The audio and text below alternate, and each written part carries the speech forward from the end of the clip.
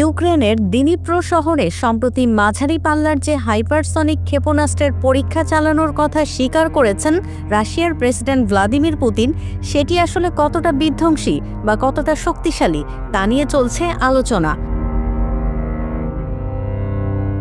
মস্কোর দেয়া তথ্য অনুযায়ী নতুন এই ক্ষেপণাস্ত্রের নাম ওরেশনিক রেখেছে তারা।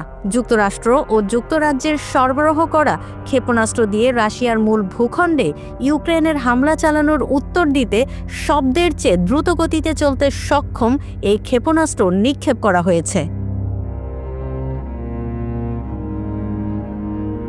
যুক্তরাষ্ট্রের বিদায়ী প্রেসিডেন্ট জো বাইডেনের প্রশাসন রাশিয়ায় হামলায় ইউক্রেনকে মার্কিন দূরপাল্লার ক্ষেপণাস্ত্র ব্যবহার করার অনুমতি দেওয়ার পর যুদ্ধে নতুন উত্তেজনা ছড়িয়ে পড়ে। এর সঙ্গে অবধারিতভাবে যুক্ত হয়ে পড়ে Washington. Double million offer, Walton fridge কিনে পেতে পারেন 20 লক্ষ টাকা, রয়েছে কোটি কোটি টাকার নিশ্চিত উপহার। ক্রেমলিনের দেয়া তথ্য অনুযায়ী আল জাজিরা লিখেছে, লক্ষ্যবস্তুতে আঘাত হানা ওরেশনিকের পরীক্ষা সফল হয়েছে।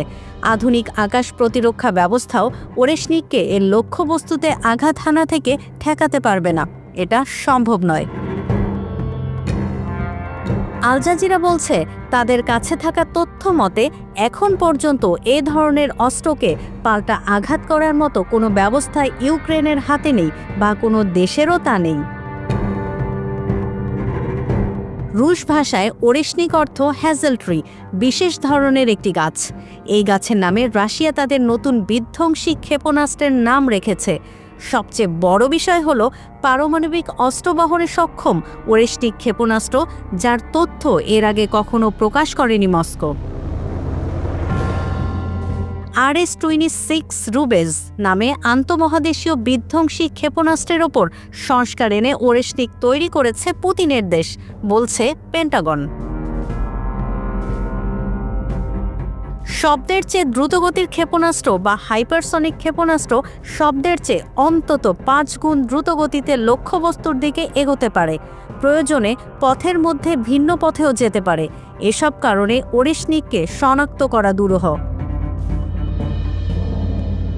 ওরেশনিক ক্ষেপণাস্ত্রটি একসঙ্গে 6টি শক্তিশালী বোমা ছুড়তে সক্ষম। তা যদি হয়, তাহলে একটি বড় শহরও মুহূর্তেই ধূলিসাৎ হয়ে যেতে পারে।